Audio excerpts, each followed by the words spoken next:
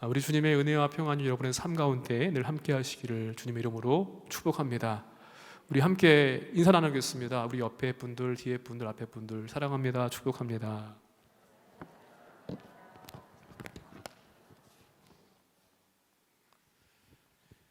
지구 종말 시계라고 하는 것이 있습니다.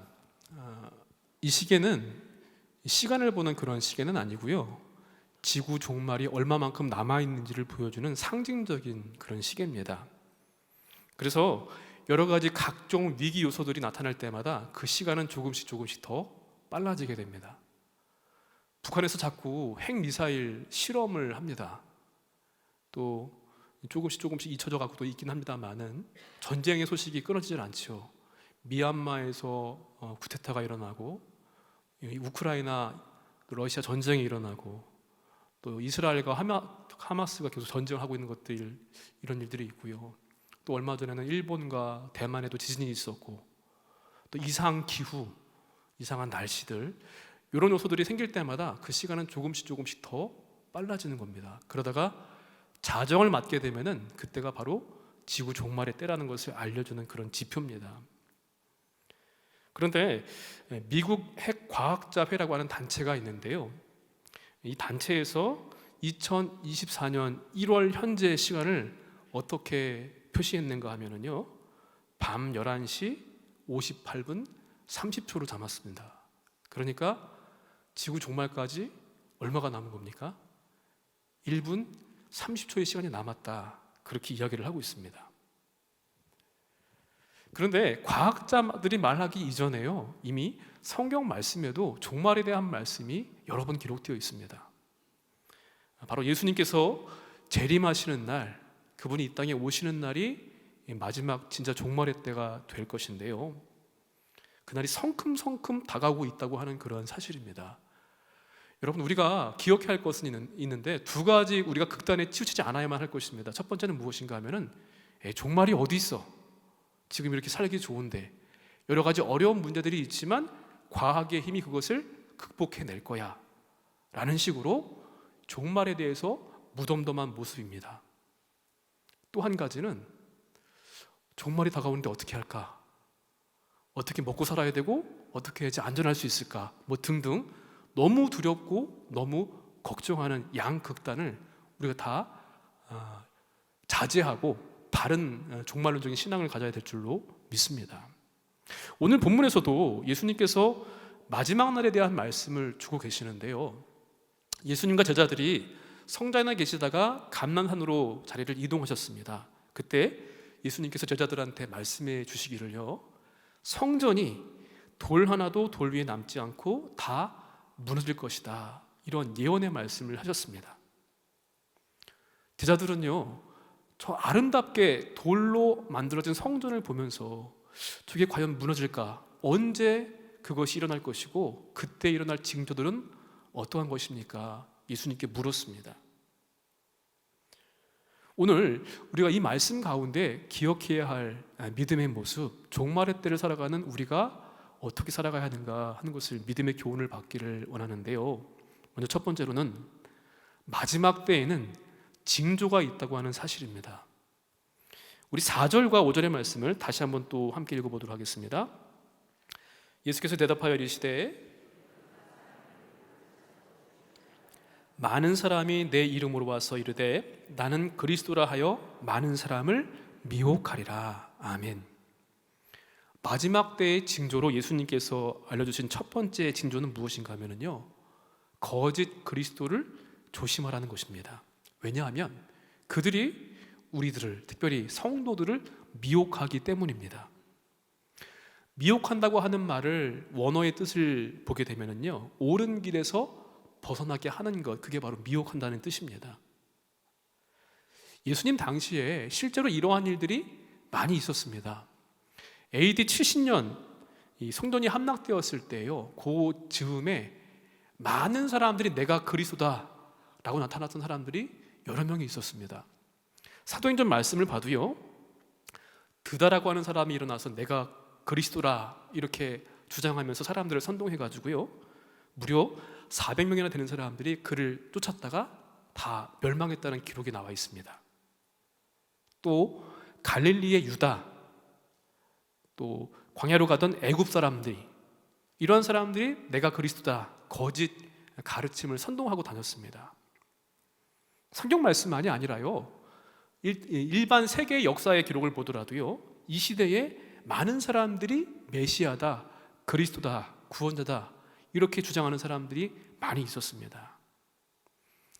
그리고 로마 당국에서도요, 성전을 무너뜨렸던 이유 가운데 하나가 무엇이었는가 하면은 이러한 거짓 선지자들을 중심으로 해서 반로마 세력들이 일어났기 때문에, 그래서 그 성전을 무너뜨렸던 이유 가운데 하나가 그 이유도 있었습니다. 이렇게 첫 번째로 거짓 그리스도가 많이 나타난다는 것이고요, 두 번째로는 전쟁입니다. 전쟁이 일어나고 전쟁의 소식들이 들리는 것입니다. 6절에서부터 7절 상반절에 이렇게 말씀합니다. 난리와 난리 소문을 듣겠으나 너희는 삼가 두려워하지 말라. 이런 일이 있어야 하되 아직 끝은 아니니라. 민족이 민족을, 나라가 나라를 대적하여 일어나겠고 곳곳에 기근과 지진이 있으리라. 이렇게 말씀합니다. 난리라고 하는 말은 그 당시에 옛날에는 도시들이 다 국가들 아니었습니까? 도시 국가와 국가들 간의 다툼, 전쟁입니다. 그래서 민족과 민족이, 나라와 나라가 서로 싸우게 되고요, 전쟁을 직접 경험하게도 되고 겪게도 되고, 또 전쟁에 대한 소식들을 많이 듣게 된다는 것입니다. 실제로 예루살렘 성이 함락되기 직전에 이러한 전쟁들이 끊임없이 계속해서 일어났습니다. 그리고 유대인들에게는요, 종말의 때에는 전쟁이 잦아질 것이다, 이것이 그들이 가지고 있는 기본적인 생각이었습니다. 이렇게 전쟁의 소식들이 있습니다. 또한 세 번째는요, 기근과 지진이 있습니다. 전쟁이 있게 되면 당연히 기근이 있겠죠. 지진도 있습니다. 그리고 7절 하반절 보니까 곳곳에 기근과 지진이 있으리니, 이렇게 말씀합니다. 당시의 기록들을 살펴보게 되면은 예루살렘 멸망하기 전에 곳곳에서 이러한 기근과 지진이 일어나고 있었다고 그렇게 전해집니다. 또한 지진이라고 하는 것은 보통 하나님의 징계, 심판으로 사람들이 그렇게 이해를 했습니다. 여러 로마, 또 소아시아 지역, 아니면 가나안 땅을 중심으로 해서 지진이 일어났던 곳이 많이 있었다는 기록들이 전해집니다. 이렇게 거짓 그리스도인들, 그 다음에 전쟁의 소식들, 기근과 지진, 이러한 소식들이 자주 있다고 하는 것, 그게 바로 종말의 징조라는 것입니다. 여러분, 그때만이 아니라 지금도 종말의 때라 그렇게 믿습니다.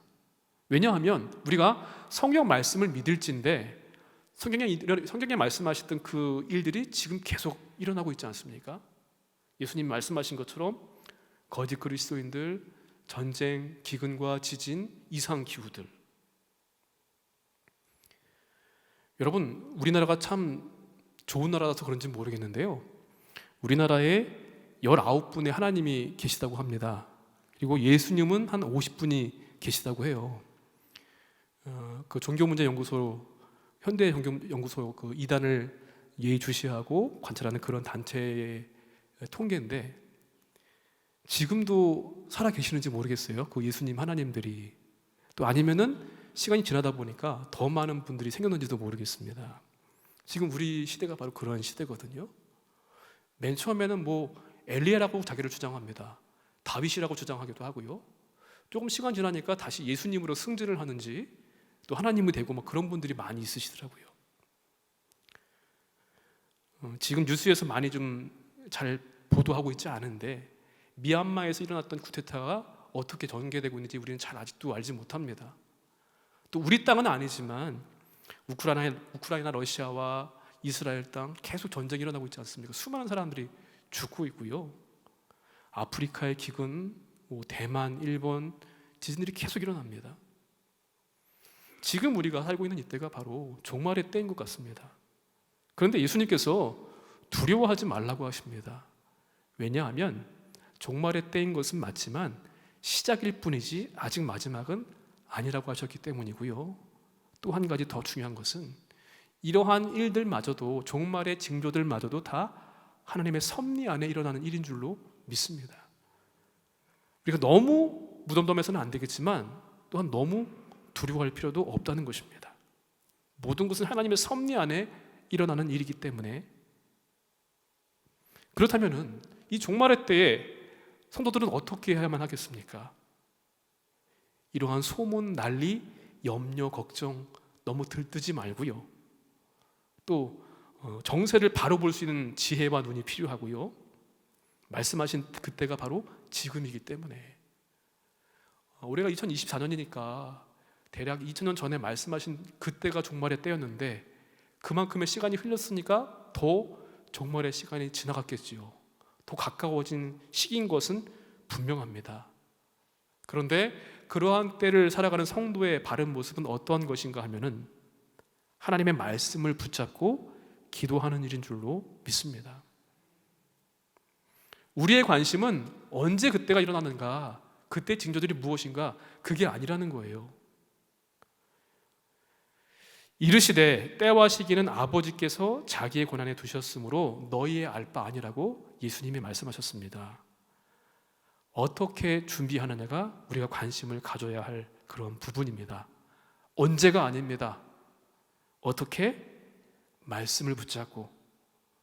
종말의 때이긴 하지만 두려워하지 말라, 이 말씀 붙잡고요. 바로 기도로 이 종말의 때를 살아가시는 저와 여러분 되시기를 주님 이름으로 간절히 축원을 드립니다. 또한 마지막 때는 어떠한 때인가 하면은요, 교회와 성도가 핍박을 받는 그러한 때입니다. 우리 24장 9절 말씀 또 함께 읽어보도록 하겠습니다. 그때 사람들이 너희를 환난에 넘겨주겠으며 너희를 죽이리니 너희가 내 이름 때문에 모든 민족에게 미움을 받으리라. 그때 사람들이 너희를 박해하고 심지어 죽이기까지 할 것이다. 나 때문에 너희가 모든 민족에게 미움을 받을 것이다. 예수님의 말씀입니다. 염려하시는 말씀이기도 하고요, 그러니까 두려워하지 말라는 말씀이기도 합니다. 우리를 환난에 넘겨준다고 했습니다. 꼭 마치 예수님 십자가에 달리시던 그때의 그 장면을 떠오르게 하는데요, 인자가 장차 사람들의 손에 넘겨질 것이다 예수님께서 말씀하시고 말씀대로 그렇게 되셨습니다.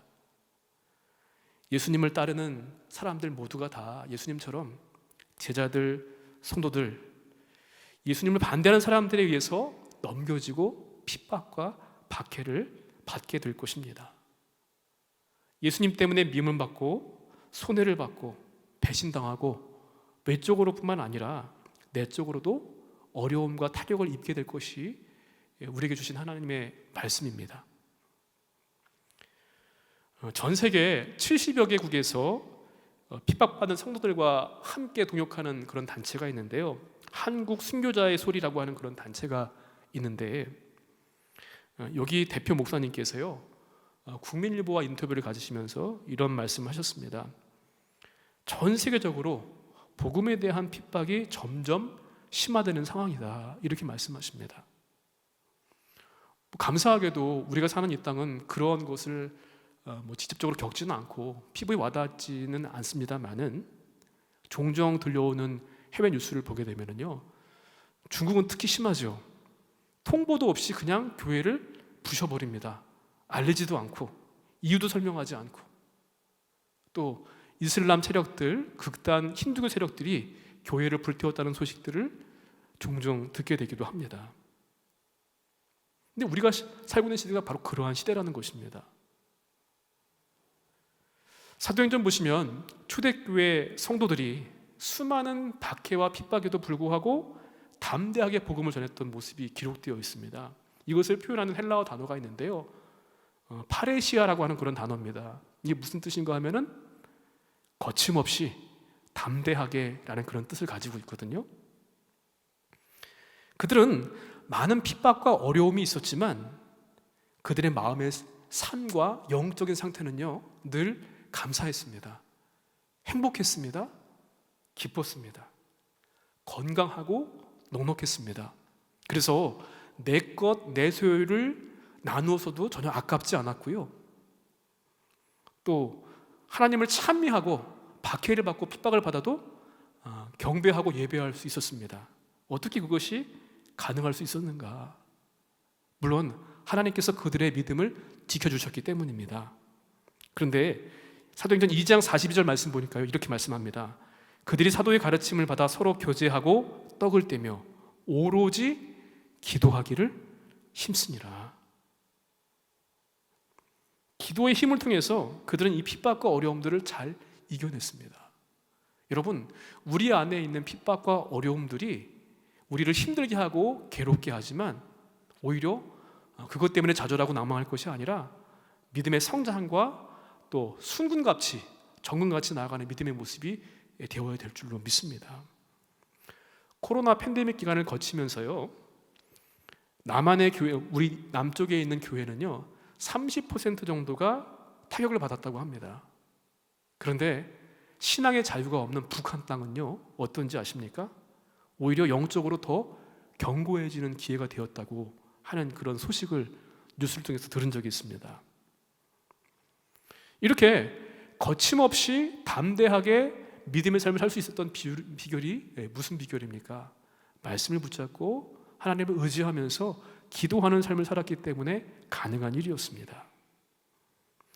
주님께서 말씀하시고 주님께서 섭리하시는 일이기 때문에 어떠한 핍박과 어려움도 우리는 두려워하지 말아야 될 것이고요, 성령님의 도움을 의지하면서 구하면서 기도해야 될 줄로 믿습니다. 여러분, 저와 여러분이 믿음 때문에 가지고 있고 당하는 박해는 어떤 것들이 있습니까? 물론 목숨의 위협을 느끼는 박해는 아니겠지만 나름대로의 여러 가지 박해와 어려움들이 있을 겁니다. 교회를 손가락질하고요, 교인들에 대한 신뢰도는 저 바닥에 떨어져 있고 교회를 비판하는 소리, 성도를 비판하는 소리가 얼마나 많은지 모릅니다. 이런 때일수록 우리는 더욱더 성령님을 의지하면서 기도에 힘쓰는 우리들이 되어야 될 줄로 믿습니다. 여러분, 그렇게 기도하시는 저와 여러분 되시기를 주님의 이름으로 간절히 축원을 드립니다. 그래서 오늘 말씀을 통해서 우리가 세워야 될 믿음의 모습, 결론은 무엇인가 하면요, 마지막 때를 살아갈 때 더욱더 기도해야 한다는 말씀입니다. 우리 24장 11절 말씀, 12절 말씀 함께 읽어보겠습니다. 거짓 선지자가 많이 일어나 많은 사람을 미혹하겠으며 불법이 성함으로 많은 사람의 사랑이 식어지리라. 아멘. 이때가 그렇습니다. 오늘날 수많은 이단 사상들이 우리 성도들의 신앙을 미혹합니다. 또 그렇게 빠지기도 합니다. 세상은요, 인본주의, 인간의 가치를 너무나 중요하게 여깁니다. 그래서 하나님, 신, 구시대의 것으로, 구닥다리로 그렇게 치부해 버립니다. 그런 마지막 때를 살고 있고 또 교회가, 성도가 신앙 때문에 어려움들이 많습니다. 그런데 그러할 때 더욱더 기도해야만 합니다. 그것들 때문에 하나님에 대한 사랑도 식어지고 우리가 마땅히 사랑해야 될 사랑의 대상들, 가족, 가깝게는 친지, 이웃 아니면 주변 사람들을 사랑하지 못하고 서로 경쟁하고 미워하고 그들을 밟고서라도 내가 살려고 하는 그런 세상의 풍조가 아니라 어려운 때에 더욱더 기도해야 될 줄로 믿습니다. 기도 외에 다른 것은 이런 종류가 나갈 수 없다고 예수님께서 병든 자를 치유하실 때 말씀하신 그 말씀이 오늘 우리에게 주시는 말씀인 줄로 믿습니다. 사랑하는 성도 여러분, 이 시간 우리 말씀을 받고 이 어려운 때 더욱더 기도함으로 이 종말의 때를 돌파할 수 있는 승리하는 믿음의 기도의 그리스도인들 모두가 되시기를 주님의 이름으로 간절히 축원을 드립니다. 우리 시간 말씀을 생각하시면서 찬양하고 기도하기를 원하는데요, 먼저 이 시간 우리 안에 성령의 은혜가 가득하기를, 성령 충만하기를 위해서 기도했으면 좋겠습니다. 로마서 8장 26절에 이렇게 말씀합니다. 이와 같이 성령도 우리 연약함을 도우시나니 우리는 마땅히 기도할 바를 알지 못하나 오직 성령이 말할 수 없는 탄식으로 우리를 위해서 친히 간구하신다고 하셨습니다. 그 성령의 도우심을 간구하면서 오늘 말씀을 기억하면서 우리 찬양하고 기도하겠습니다.